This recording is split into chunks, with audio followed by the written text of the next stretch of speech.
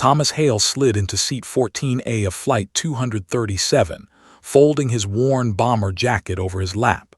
The hum of the engines was soothing, masking the low murmurs of passengers settling in for the Denver to D.C. journey. Around him, travelers read books, scrolled their phones, or whispered to companions. To anyone glancing his way, Thomas was just another middle-aged man trying to survive a 3-hour flight. His aviator sunglasses reflected the overhead lights, hiding eyes that had seen far more than any of these civilians could imagine. He stared at the wings stretching into the golden sunlight, the clouds rolling past like soft waves over a distant sea. For 15 years, Thomas had been Ugly Six, a call sign whispered with reverence and fear in Afghanistan. His A-10 Warthog was a guardian in the sky, delivering precise firepower where it was needed most. He had flown countless close air support missions, guiding ground troops through hellish landscapes, under enemy fire, saving lives with split-second decisions. Friends had called him fearless. Enemies had learned his name and prayed he wouldn't appear on their horizon. And yet, despite the accolades and scars, the medals and memories, Thomas had walked away from it all. Retirement had been quiet, almost anonymous, but not by choice. He had needed the distance from war, from the sky that demanded your soul, from the unrelenting weight of responsibility that never truly leaves a pilot behind. He glanced around the cabin again. A mother comforted a fussy toddler, a businessman typed rapidly on his laptop, and a college student laughed with headphones blaring music. This was the normalcy he craved, the ordinary hum of life untouched by explosions, gunfire, or the smell of jet fuel mixed with fear. But even as he exhaled, letting the rhythm of a commercial flight wash over him, Thomas felt a prickle at the back of his neck. Years of instinct never fully leave a soldier or a pilot. Something about the air felt different. The captain's voice interrupted his thoughts. "Good morning, ladies, and we're expecting smooth skies over Kansas with mild turbulence in the next hour." Most passengers sighed with relief, leaning back. Thomas nodded politely but didn't relax. He felt the old familiarity of pre-flight checks in his bones, the subtle vibration of the engines, the faint hum of the electronic systems, the way the plane flexed under air currents. To anyone else, it was just normal flight. To him, it was a reminder that even ordinary air could conceal danger. He remembered his last sortie vividly. Kandahar, 3 years prior, a mission gone wrong, a friend lost because of a miscalculated ground call. He had barely escaped with his life. An Ugly Six had died in that moment, buried beneath the rubble of war, leaving Thomas hollow. The guilt lingered like a shadow, and the skis that had once exhilarated him now haunted him. He had flown countless missions where seconds meant life or death. Yet here he was, thousands of feet above the heartland of America, hopping for nothing more than a peaceful flight. Then came the subtle vibration, a fluttering, almost imperceptible shift. Thomas's senses sharpened. He didn't yet know what was coming, but he felt it in the familiar way that soldiers and pilots feel danger before it announces itself. He gripped the armrest slightly, scanning the cabin surreptitiously. No one else noticed. The child cried softly. A passenger sipped coffee. But in his mind, the world narrowed to the plane, the sky, and the unspoken understanding that sometimes ordinary days can erupt into chaos. Thomas inhaled deeply, attempting to steady the familiar cocktail of adrenaline and instinct. He wanted to tell himself it was nothing, that old habits were overcautious, unnecessary, but he knew better. He had flown into danger hundreds of times and had learned the hard truth. The sky never really forgets. Something was approaching, he was sure of it, though what remained unseen. The quiet passenger, invisible to all, now sat ready, muscles coiled and mind alert. The name Ugly Six was buried in the past, but instinct has a way of digging up legends. Today, the sky would remember him. 30 minutes into the flight, the normal hum of the cabin shifted. The captain's voice came over the intercom, calm but tinged with a subtle edge of tension. "Ladies, we are experiencing a minor technical issue with the communication system. Nothing to worry about." Passengers murmured, shifting in their seats. Some glanced at their phones, Others exchanged nervous smiles. Thomas didn't flinch. His hand tightened on the armrest. Years of high-stakes air missions had trained him to detect more than what met the eye. Something was off, and his instincts screamed it. Outside the windows, clouds rolled past in serene beauty, but Thomas barely noticed them. His eyes scanned the sky, trained subconsciously for threats invisible to ordinary passengers. Across the plains of Kansas, thousands of feet below, he knew radar blips and aircraft signatures that the average person couldn't even imagine. He sensed before any announcement came that this flight was no longer routine. A small knot of unease formed in his stomach, the same knot that had warned him countless times during combat missions when a sudden twist of fate meant danger was imminent. At Air Force Base, 20 F-35 pilots were on alert, waiting for any sign of trouble. Suddenly, the radar operator spotted Flight 237 flying dark, its transponder signal erratic. The order came quickly.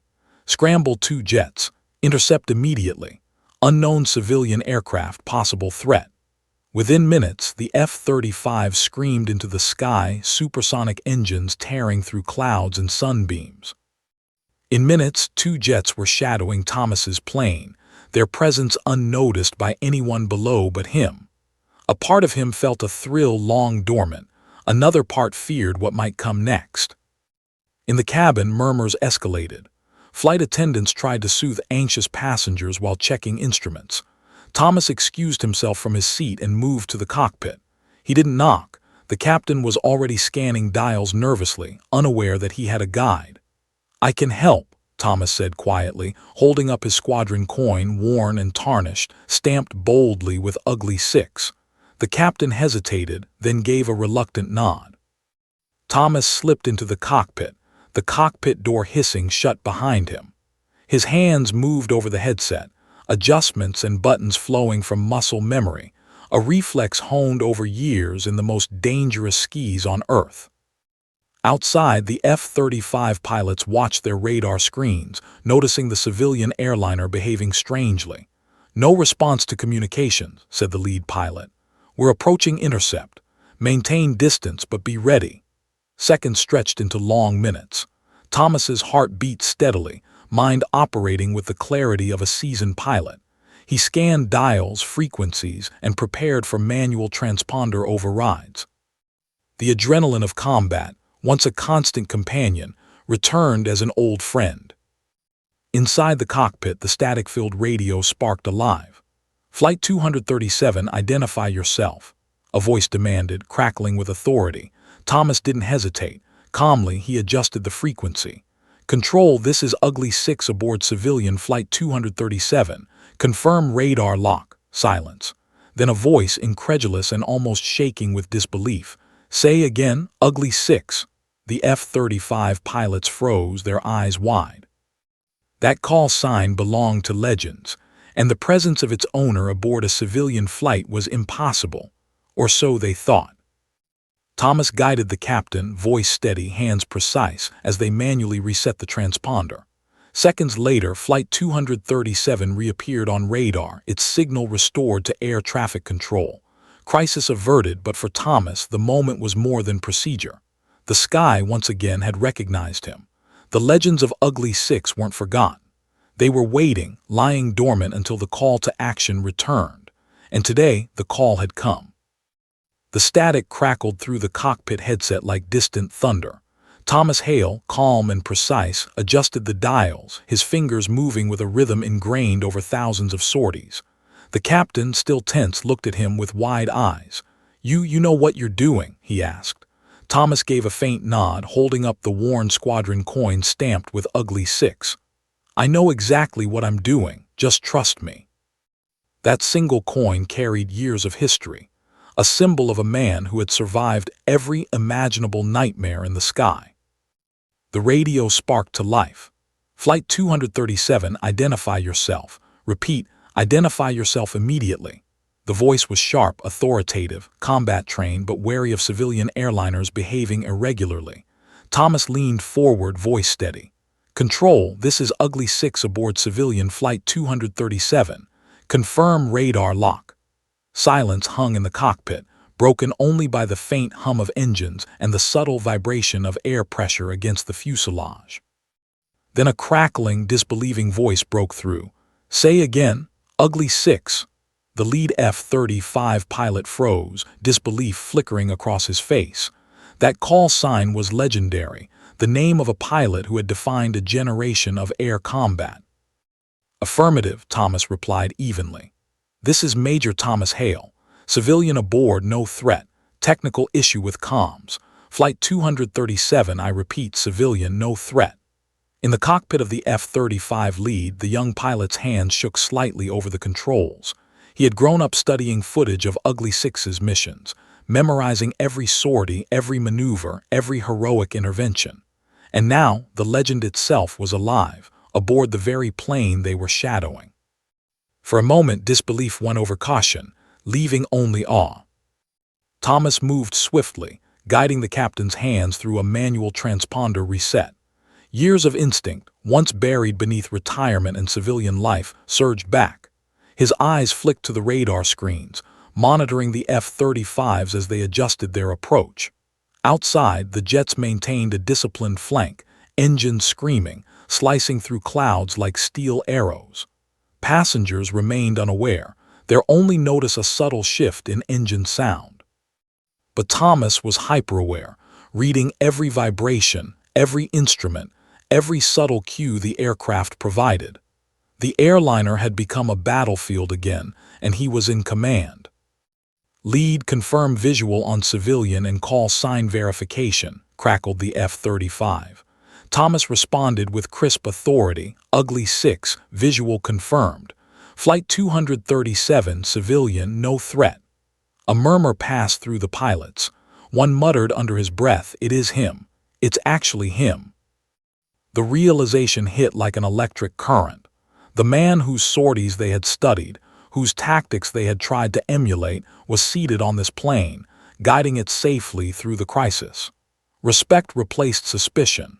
Years of training and legend converged in that instant. Inside the cockpit, Thomas's calm voice orchestrated precision. "Captain, steady at current heading. I'll guide you through final transponder calibration. Air traffic will regain contact momentarily." The captain followed orders, hands trembling but obedient. Thomas's tone was calm, but internally, adrenaline coursed through every vein. He had faced death in Afghanistan countless times, but the stakes were different now. Hundreds of civilian lives were on the line, untrained in air maneuvers, depending on the instinct of one retired pilot whose call sign alone had become myth. Minutes passed like hours. The transponder blinked back to life. Contact with air traffic control reestablished. Outside, the F-35s performed a final escort, engines roaring as the jets saluted from above. The crisis was averted. Thomas finally relaxed slightly, letting a faint grin appear on his face.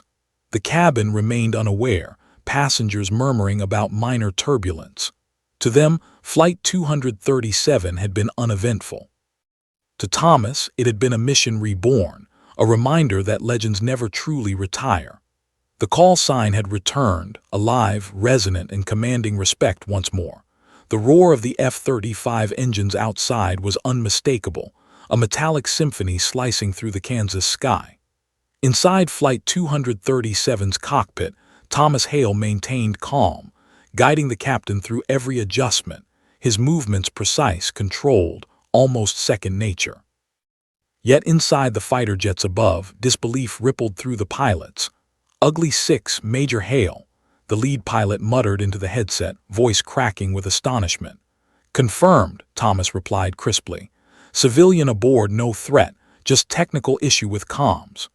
The two F-35 pilots exchanged stunned glances, suddenly realizing the legend of their generation was alive and sitting mere miles below them.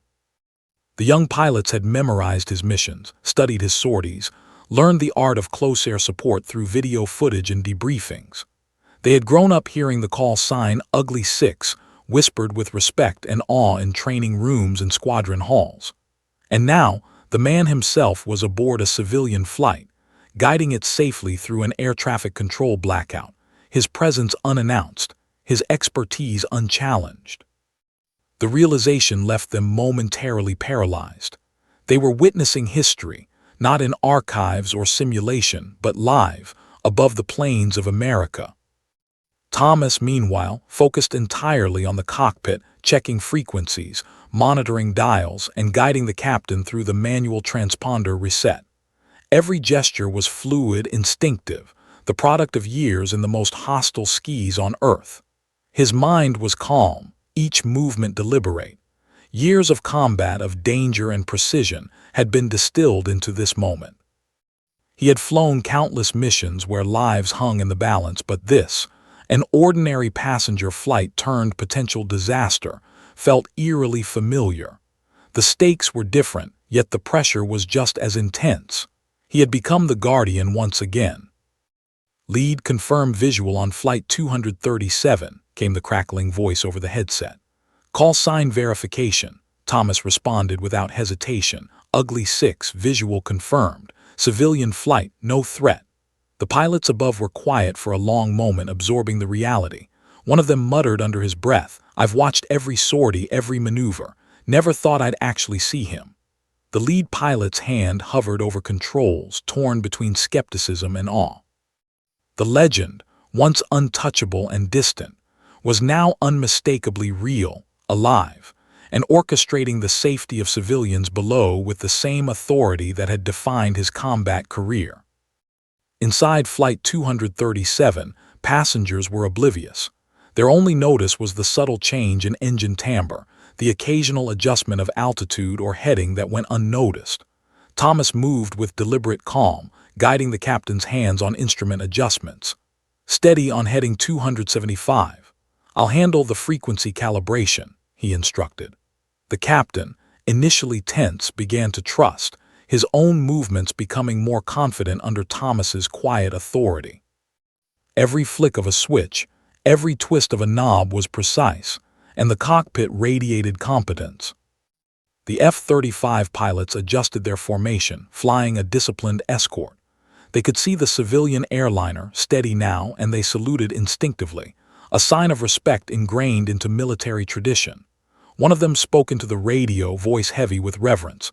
"Sir, it's really you, Ugly 6. Thomas allowed himself a small smile, a rare crack in his professional calm.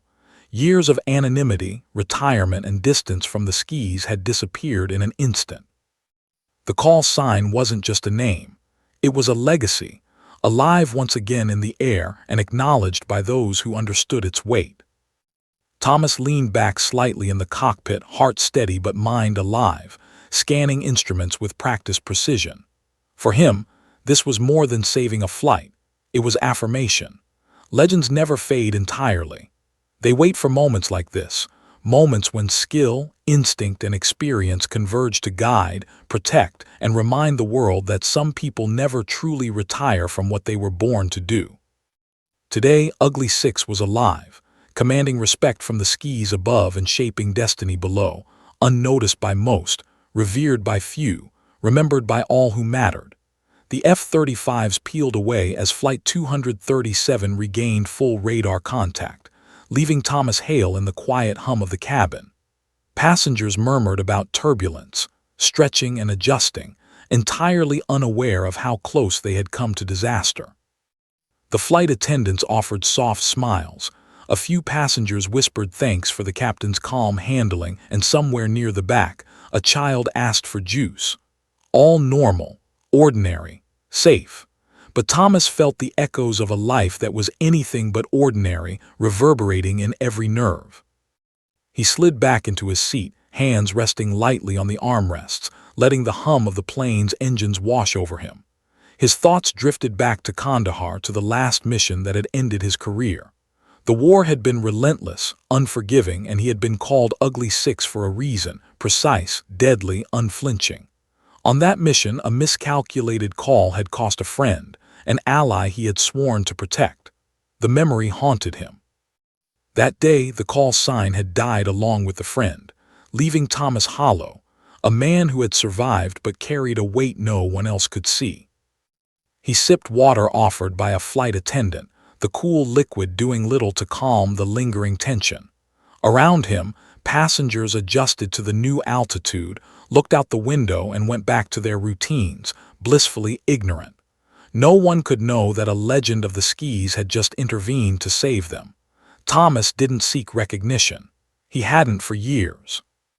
Retirement had been his escape, his way to lay down the burden of responsibility, to hide from the ghosts that flew beside him every mission. And yet, the ghosts had found him again, whispering through static-filled radios and the sharp roar of military engines. Memories surged forward unbidden.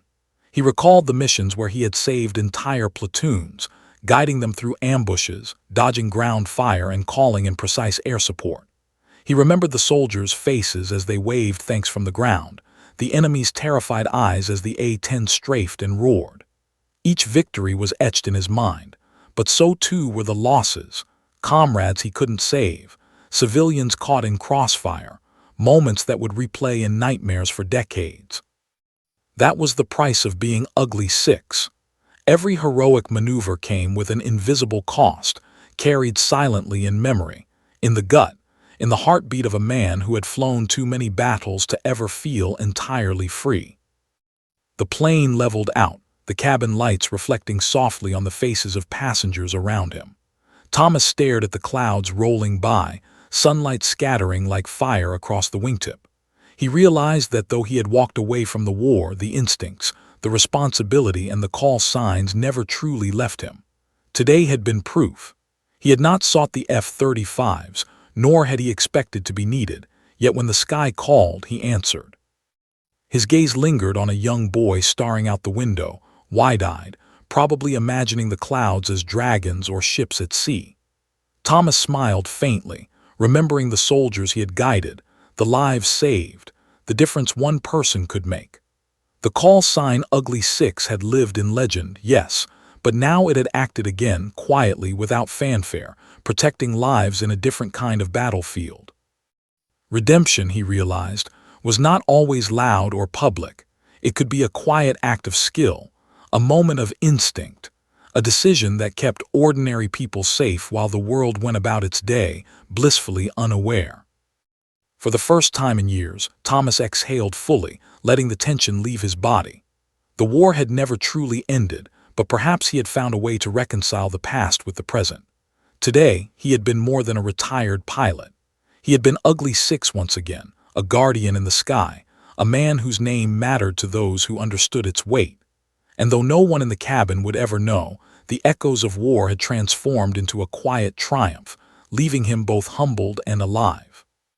Flight 237 descended toward Dulles International, the city lights shimmering in the distance like scattered stars. Inside the cabin, passengers began to stir, stretching and preparing for landing. There were no announcements of heroics, no fanfare, just the ordinary sounds of clicking, the hum of engines adjusting for approach, and murmured conversations about the flight. To them, it had been a slightly turbulent journey. To Thomas Hale, it had been anything but ordinary. Every movement, every decision during the past hour had kept hundreds of lives safe. And the realization left him quietly reflective, adrenaline fatting, but the echo of tension lingering like a shadow. He returned to his seat, easing into the worn leather. Flight attendants passed with practiced smiles, offering water and soft reassurances to jittery passengers. One paused, glancing at him with curiosity. "You handled that really well," she whispered, lowering her voice. Thomas nodded, giving a small, polite smile. No need for explanation. To them, he was just another passenger. But in that brief moment, acknowledgement passed quietly between them, a silent recognition that something extraordinary had occurred, though its full magnitude remained invisible to everyone else on board. At the arrival gate, the plane slowed, and passengers began retrieving luggage and preparing to disembark. Thomas's duffel bag rested lightly beside him, worn and unassuming, concealing the story of a man whose past could fill volumes. As the crowd streamed toward the exit, a young Air Force officer in crisp dress blues stepped forward. Thomas looked up, and the officer's expression shifted from nervous to reverent. "Sir," the young man began, voice steady but filled with awe, My dad flew with you. He said you saved his squadron once. He told me if I ever met you to say thank you. Thomas blinked, taken aback by the unexpected connection. The young officer handed him a small patch, embroidered with an A-10 insignia and the words Ugly Six Forever. Thomas accepted it quietly, feeling an unfamiliar knot tighten in his throat. Words failed him, but the weight of gratitude was unmistakable. For years, he had believed that his actions were behind him, forgotten by the world he had once served. And yet here was proof that courage, even in its quietest form, leaves lasting marks on others. Recognition did not need to be loud or public. It could exist in these small, profound gestures of appreciation. The officer paused, clearly nervous, then added, "He told me your decisions kept them alive. Not just trained maneuvers, sir, decisions no one else could have made. My dad said thank you." Thomas nodded, swallowing the lump in his throat. He wanted to say something profound, but the truth was simpler than words. A quiet smile crossed his face. It's my honor," he murmured. Outside, the city's lights glittered across the tarmac, reflecting off the wings of planes taxiing past. Reporters had begun gathering, drawn by rumors of radio heroics, aboard Flight 237, but Thomas moved silently through the crowd. No cameras captured the full scope of what had occurred in the skis that day. Only those who understood the language of the cockpit, the weight of a call sign, and the responsibility borne by a man like Thomas Hale could grasp the magnitude. He looked up at the sky, its vast expanse stretching far beyond the city's glow. For years, he had believed his time in the air was behind him, that his wings were clipped by circumstance and retirement. Yet the echoes of duty had called him back, and in a single hour he had been Ugly Six once more. The gratitude of those connected to his past, the silent acknowledgement of lives spared, and the quiet hum of engines beneath him reminded him of a truth long buried. Legends endure, often unnoticed, but never truly fade. Thomas exhaled, shoulders loosening, and for the first time in years felt the weight lift slightly. Today he had not just survived the skis, he had protected them, and in doing so had reminded himself that courage, though unseen by most, always leaves its mark. Days after Flight 237 landed safely at Dulles, Thomas Hale sat in a small, quiet office at the Pentagon, the hum of air conditioning and distant voices creating a deceptively ordinary atmosphere. Across from him, a military liaison cleared his throat, shuffling a folder filled with reports, radar logs, and witness statements. "Major Hale," the liaison began, voice measured but respectful, "your actions aboard Flight 237 prevented a national alert and ensured the safety of hundreds of civilians.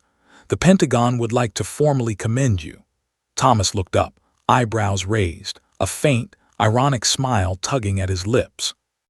"I'm retired," he said softly, almost reflexively, leaning back in his chair. "Not in uniform anymore. Not eligible for," the liaison shook his head, leaning forward. "Ugly Six doesn't retire, Major. Not when duty calls, not when lives are at stake. Your presence aboard that flight, your quick decisions, your expertise, those are what saved everyone on board. Recognition isn't about rank, it's about action." Thomas exhaled, swallowing a mix of pride and humility. He had long abandoned titles, medals, and accolades. Yet now, he realized, even retired pilots could be called upon by fate, their experience never truly obsolete. Later that week, he sat with a journalist from Air and Space magazine, a recording device placed on the table. Questions came swiftly. "Major Hale, can you tell us why you intervened?" Thomas paused. He stared at the polished wood of the table, thinking about every sortie, every mission, every life he had saved and lost. "You never stopped being a pilot," he said finally, voice steady and quiet, carrying the weight of countless memories. "You just land for a while. The training, the instincts, they don't disappear. They wait, and sometimes they're needed when you least expect it." The journalist leaned forward, intrigued. "And did you expect to be needed today?" Thomas shook his head faintly, a half-smile on his face. "No, but when the skis call, you answer. Whether it's a civilian airliner, your responsibility doesn't end. You just adapt to the situation, using every skill, every instinct you've honed. It's not glory, it's duty." His words carried a gravity that silenced the room, leaving only the soft whir of the recording device. The interview continued, delving into the past, missions in Afghanistan, close calls, and moments that had defined him as Ugly Six. Thomas spoke candidly but without embellishment, painting the picture of a pilot shaped by responsibility and experience rather than ego or heroism. When asked about the moment he recognized the F-35 pilots approaching Flight 237, he smiled faintly. "It was surreal," he said. "The younger pilots didn't know who I was, but I knew them. We were connected through the sky.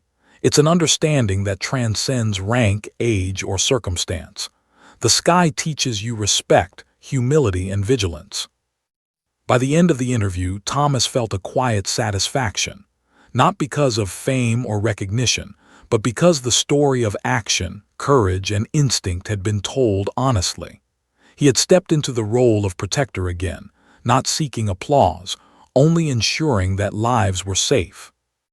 The call sign Ugly Six had resonated once more, reminding everyone involved, young pilots, civilians, himself, that legends endure not for show, but because the skill, courage, and presence they represent remain relevant whenever they are needed.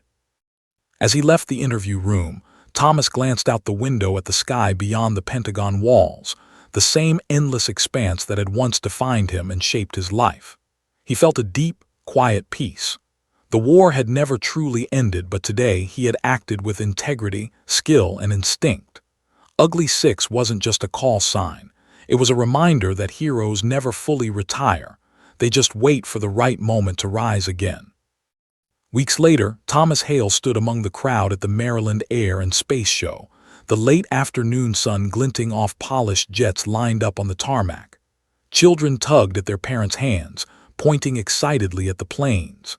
Veterans in crisp uniforms exchanged stories, their eyes occasionally flicking skyward. For Thomas, however, all eyes were not on the showpiece aircraft. He was waiting for the moment when the F-35s, the jets that had escorted Flight 237, would return, performing the aerial salute he had earned long before any civilian flight. The roar of engines approached, rising over the crowd, the vibrations felt through the ground. Thomas's chest tightened slightly, not from fear, but from the deep familiarity of controlled chaos in the sky. He remembered countless missions over hostile terrain, explosions punctuating airspace like staccato notes, the smell of jet fuel and cordite, the lives he had saved and those he hadn't. He remembered the F-16s and A-10s, the tactical maneuvers and the tension of seconds deciding life or death. Today, though, the stakes were different. Today, the sky was honoring him. And then they appeared, two F-35s tearing through the atmosphere, engines screaming in perfect synchronization. Smoke trails traced the sky like vibrant ribbons of acknowledgement. Over the crowd, the lead pilot made a maneuver, carving the unmistakable emblem of Ugly Six in the air. The audience gasped and pointed, unaware of the man who stood among them. Thomas felt a lump in his throat as the jets performed intricate loops and rolls, the artistry of flight so familiar it brought a wave of nostalgia and emotion. The sky itself seemed to remember him, resonating with every maneuver, every calculated turn. An announcer's voice boomed over the loudspeakers. "This next aerial display honors Major Thomas Hale, call sign Ugly Six, for exemplary courage and service, both in combat and in protecting civilians aboard Flight 237. The crowd erupted in applause, veterans saluting, children cheering, parents lifting cameras, capturing the spectacle. Thomas stood silently, shoulders squared, face calm, but inside, emotions roared. Recognition was not what he sought. He had flown without accolades for years, but acknowledgement of what he had done, quietly and decisively, warmed him more than any medal ever could.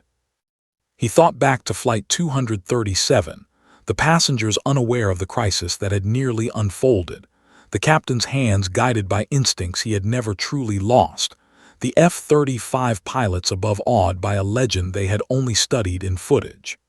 That mission had been more than a flight. It had been a reaffirmation of who he was, the skills he had honed, and the responsibility he had carried long after leaving active service. The past and present converged in that sky, where legend and reality met. As the jets completed their final maneuver and streaked away, leaving trails that slowly dissipated into the blue, Thomas smiled faintly. Children still pointed, veterans whispered stories of missions long past, and somewhere in the distance, the hum of ordinary life resumed. Yet for Thomas, everything had shifted. The sky once again had remembered him. He had walked the edge of responsibility, acted without hesitation, and returned to the world below unscathed, leaving only awe and quiet reverence in his wake. He looked upward one last time, eyes tracing the fatting smoke trails, and felt a serene certainty settle in his chest. For years, he had believed his era was over, that the sky had released him from duty. But he now understood that some call signs never die. Legends endure because the skills, instincts, and courage that define them remain, waiting for the moment when the world needs them again. Today the sky had called, and Ugly Six had answered. One final, silent, perfect flight that would echo long after engines had cooled and the crowd dispersed. The man who was once just another passenger had become the guardian of the sky once more, and the sky had never forgotten him.